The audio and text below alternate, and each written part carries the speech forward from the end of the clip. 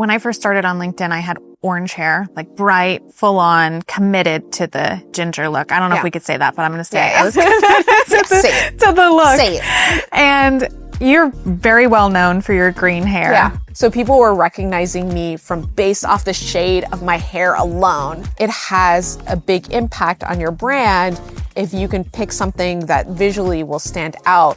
However, I think after a while, something can also become, unfortunately, a gimmick. But I know somebody who wore something on their head and that was like their gimmick. And they're still doing that to this day, years later, but people don't take them as seriously because they never let go of the gimmick and developed substance. And to me, substance is always more important than the gimmick of a visual identity. You can have something that gets you started, but always have substance to back it up. This episode of Inside the Process is powered by Trainual, the one app that organizes who does what and how. Check it out at trainual.com. Well, Goldie, welcome to Inside the Process backstage at Playbook 2024. We are super stoked that you're here. Thank you so much for having me. I'm so excited to be here. Yeah, I mean, there's a lot of fans in the audience of yours because they know you. You have a huge personal brand. So talk to us a little bit about what inspired you to start building your brand. Yeah, so I think like so many people, I accidentally started building my brand, right? I remember it was 2017, which now feels like over a decade ago, maybe 2 decades ago. I don't even know when 2017 was anymore. And I was in between full-time roles. I just left a head of marketing position at a startup, and I was thinking, I'll take a month off before doing my next head of marketing role at yet another startup. And during that time, I started making videos on LinkedIn. And I thought this is a great way. So when I interview at that next startup, they'll say, what were you doing? And I'll say, oh, I was filling my time with experimenting with content styles, right? Which I can bring to this job.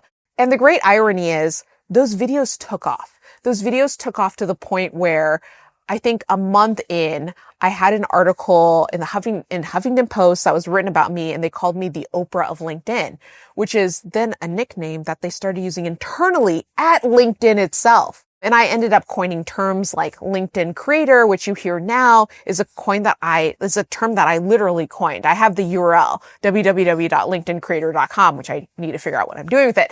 But I started making my brand without thinking about how I was making my brand or that I even was doing it. That's so incredible. And especially because you said in 2017, you did videos on LinkedIn. So could we talk about that for a minute? Because in 2017, videos were not popular on LinkedIn. I still feel like we're in this weird world where it's like, should I post video?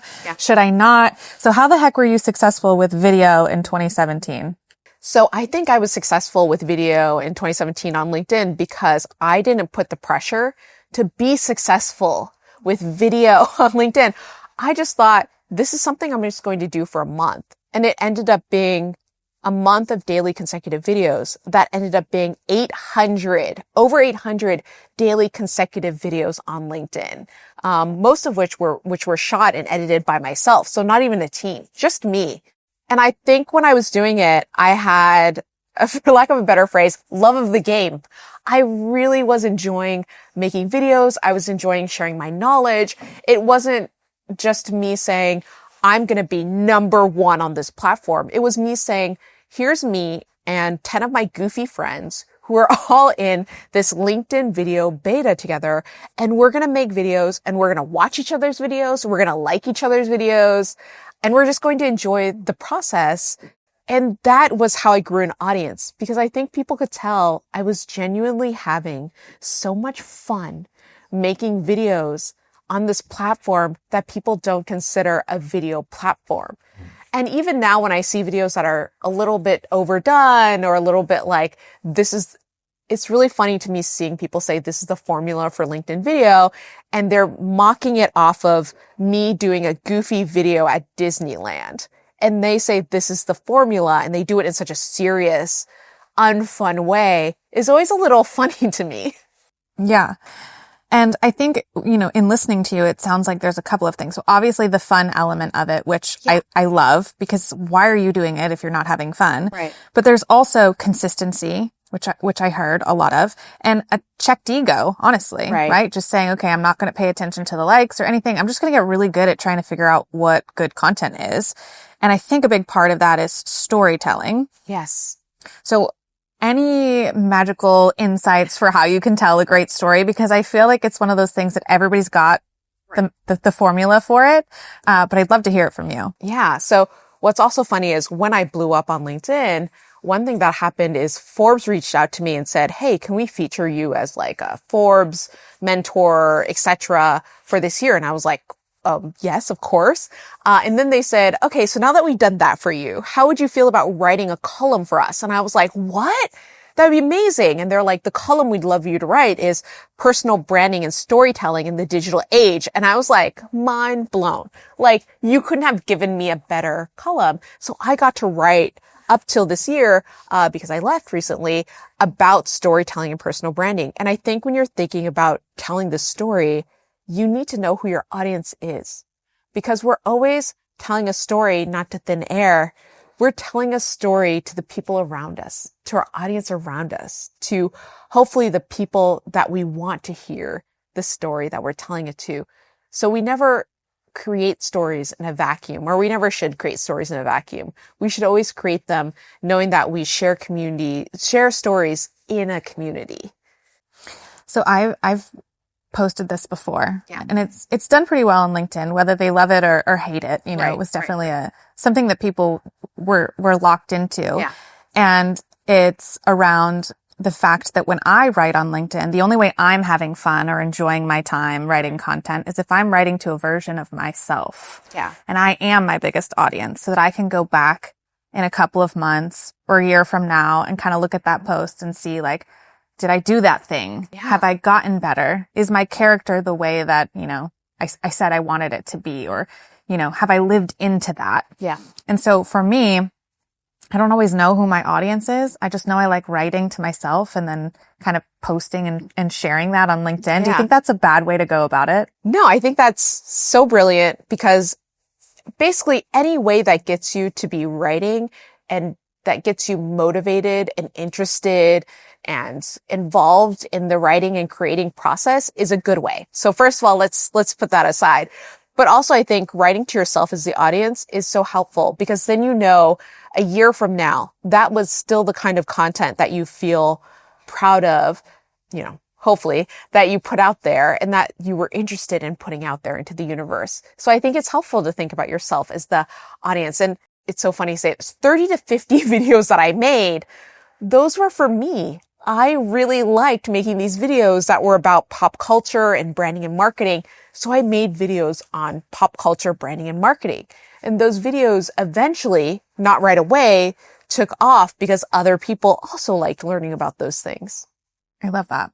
And you mentioned before that not only is it about making sure you're speaking to your audience, but there's also this level of support that you had early on. And I imagine you still have with folks in your industry, just on a new level now, obviously.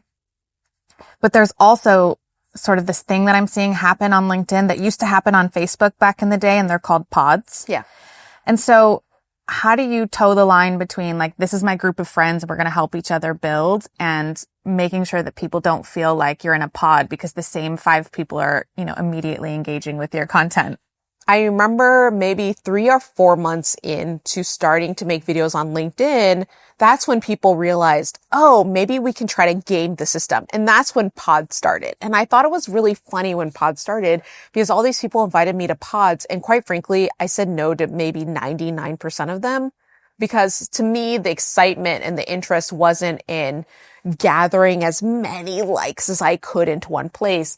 The excitement and energy was that I was sharing my knowledge and I was in conversation with people. And when you're doing pod commenting back and forth, you're not in conversation with people. You're just trading those likes, right? Like baseball cards or whatever Pokemon cards is probably the better analogy for right now. You're trading those likes. And I think that it just is less exciting to me to do that. And I think you're seeing that because there's now a benefit to being well liked on LinkedIn, which once again, I'll say was the great irony, because when I started doing videos on LinkedIn in 2017, there wasn't a concrete benefit to being well liked on LinkedIn in that way. When I first started creating, I, like everyone else, had 1 to 10 likes on any given post. And then when I started like really intentionally going out and finding the people where I loved their content and engaging with it and being the first to comment, they would reciprocate. Right. Very different than a pod, because I intentionally made sure I'm not just going to do this because I know you're going to reciprocate. I'm going to make this list of people where I don't have to spend hours on LinkedIn. I know you're going to deliver incredible content. I'm going to love what you're reading. I'm going to be able to engage with it. So I sort of had this list of people that I went out and did that with. And for a while in the beginning, it served me well. I got to a point where every time I would post, it was between, 100 and 300 likes. I had even one post back then hit 90,000 engagements. Amazing. Yeah. And it had 11,000 shares. It was seen by 7 million people. Yeah. And honestly, that's how I jumped from the 4,000 followers I had to 15,000. But then I got busy with a new job, and I've got kids and, life, and I'm trying to be a high performer, because what I can't stand is when people say they're one thing on LinkedIn, you're like, I've worked with you. I know you're not like that, right? So I want to really live into what I'm sharing, and that just took up too much time. And I was chatting with our VP about it, and I said, when I came here, I thought I was going to get to do more personal brand. I just, haven't had the time to do it. And one of the things I don't do anymore is like go out, find those people, engage with the content. Like I don't have enough time to consume. And I think one of the biggest ways to build your brand is to give. And I feel like I can't do that. I don't know that I have like a solid question here. I think I'm just like hoping for advice. Yeah. I think what you were doing is so smart and so real.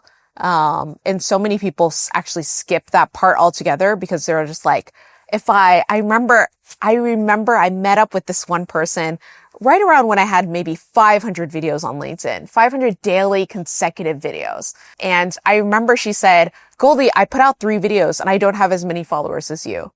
I'm not getting the likes. She's like, I'm super upset. I'm going to put out video 4, but that's it.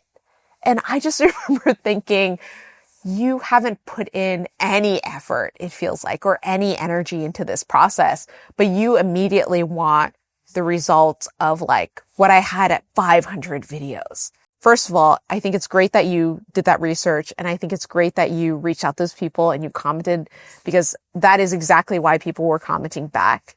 I think that when you get busy with life, as we all do, because life's, I think what's helpful is to try to bring back a little bit, just like a sprinkling of it back into your life. So once a month, finding one person who's interesting, following them back, commenting on a couple of their posts, right? Because we don't want to comment on 30 because that's creepy. But I think it's helpful to just bring that back to like, what if I found one person a month? What if I found 2 people a month? What if I set aside 1 day a month and found 10 people who are interesting, right? Whatever is going to be something that you know you can do and you know you can commit to, but you can also put in your calendar as like, I'm going to take this 1 hour and I'm going to make this happen for me in 1 hour. I'm going to find one person, and that's the one person that I'm going to connect with over this month. And then I can say next month, oh my gosh, I did one more person that I did the month before. Or I'm going to take a whole day and I'm just going to say every 19th is like the day I'm going to sit and I'm going to research all these people. I'm going to find interesting people and I'm going to follow them and I'm going to comment on their stuff. And then now that I'm at least following them, they'll just show up on my feed. And I think it's very powerful to have the right people in your feed that you're commenting on, that you're interested in, that you are excited to comment on their things.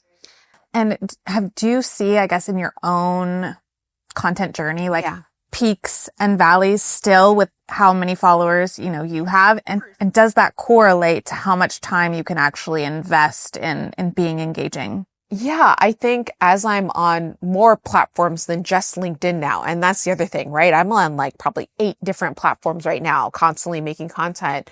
In some platforms I spend more time on. Sometimes I really get into Instagram and then I'm just on Instagram. So of course I'm going to get more followers because I'm engaging on Instagram. I'm liking photos. I'm like looking at cool things.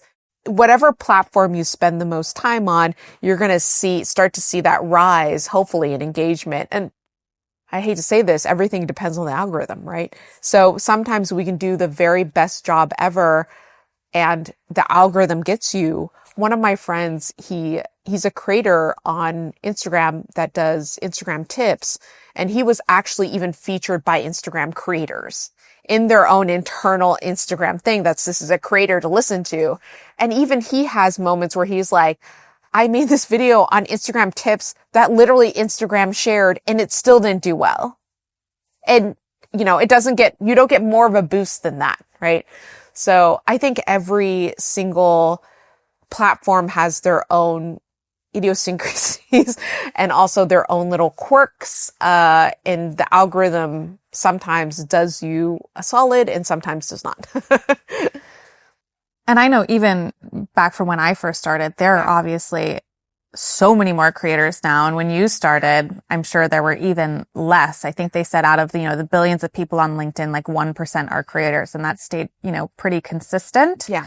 How do you stand out or gain traction in your early days?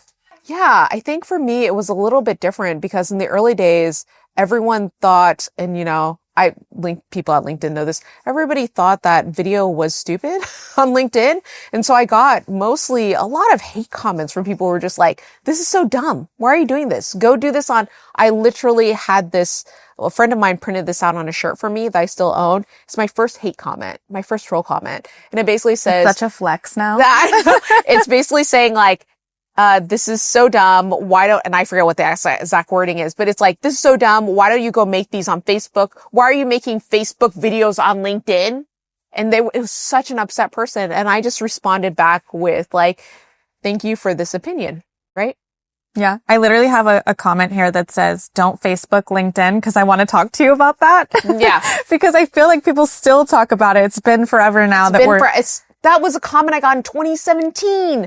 Yeah. It's really funny to me that people also think that you need to be a certain way on certain platforms. Obviously, I will say this, use common sense on LinkedIn, right? Don't post you at a bunch of parties if that's where your potential bosses will go to maybe hire you for a job. So of course on LinkedIn, it's a little bit different, but the format of content, right? The style of content, I think it's okay to have a little bit of fun on the platform. But yeah, when I started, there was no one really making those videos.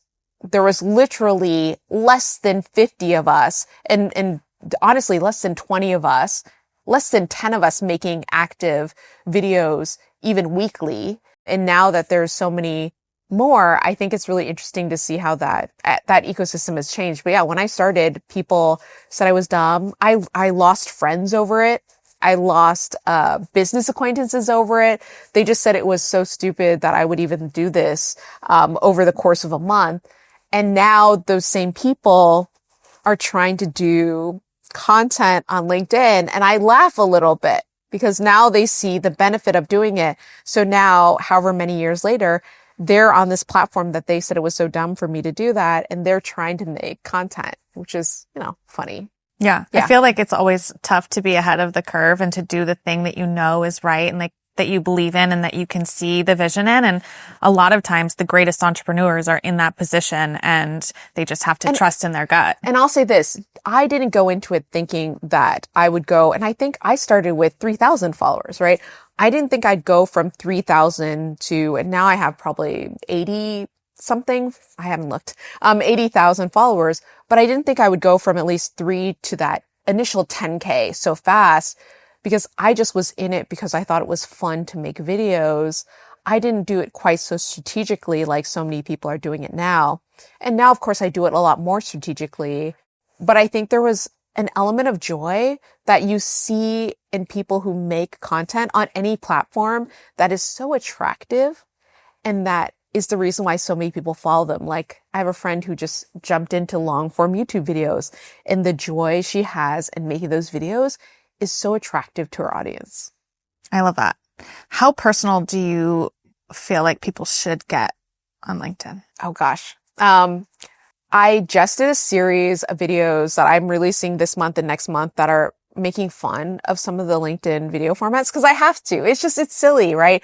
The people who are just like, my dog just got run over by a car. Here's 7 lessons I learned about B2B marketing. Oh yeah. I've seen the one where it's like, I just got a divorce and here's like the 7 ways it impacted my business. I mean, bless, right? Yeah. I'll start with that. Bless. But I don't know. I'm a big fan that you don't need to use like salacious titles. You don't need to do something that showy in order to get great attention. I think that you can have beautiful, evergreen, thoughtful content that doesn't need that to get the right audience in the door. Because I think that you can get people who take you very seriously when you do serious, but still fun content. So I feel like when you see stuff like that, I don't know, it's personally not my style, and it's not what I recommend for clients when I work with them. Do you have a content strategy that you sort of live by? I feel like everybody wants me to say I do. And I did record a LinkedIn learning course where I give a strategy that I had in 2018. I think a great word that you pulled out earlier was consistency. I think it's so helpful to be consistent with your content, whether that's I will commit to doing 1 post a month or I will commit to doing 3 posts a week, right? I think it's so helpful to be consistent, not only in the amount of content, the timing of the content, but also the quality and who you're trying to portray as yourself in that content. That's to me all consistency. It's all showing who you are in a very consistent manner. And I think the most powerful personal brands are the ones where you can be you as you are, and you can switch to, say, working in a completely different field, completely different thing. And your personal brand still carries over because it's still you.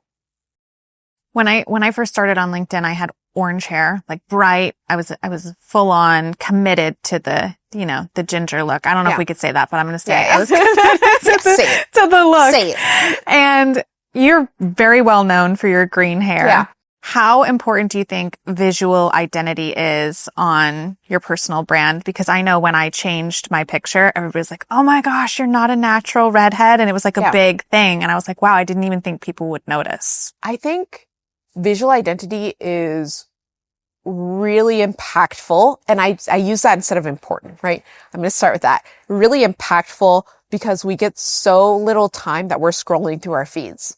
So when people see something like, I used to have lime green hair, which is a very different shade of green, which sounds silly to say, but it's a very bright, very showy shade of green to have. And so people would see that immediately be like, Goldie. Like I was literally stopped at Disneyland from the back of my head. I was in the tube in London and somebody tapped me on the shoulder and was like, Goldie Chan, right? So people were recognizing me based off the shade of my hair alone.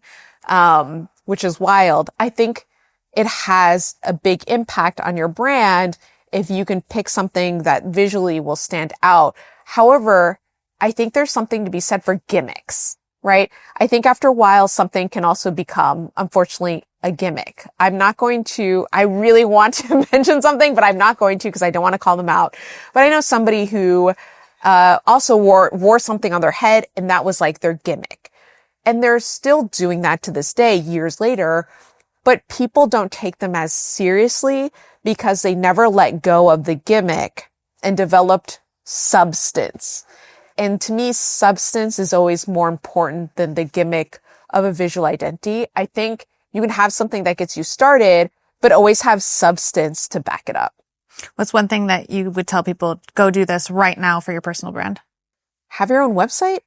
Oh, I like it. Spicy. Yeah, that's my hot take. I think so many people don't have their own websites anymore. They don't own their own URLs. It's so fast and easy to do this. There's so many platforms you can do this with, or you can hire a web designer who can design you one yourself. It's scary to not have your own owned platform when so many of the platforms we sit on are borrowed land. Oh, I love that. Well, thank you so much for joining us backstage today. I will be honest with you, I kind of used this personally and asked you a bunch of questions that I wanted to know, but I think there's a ton of people out there who resonate and will get a ton out of this. So thank you so much for joining us. Of course.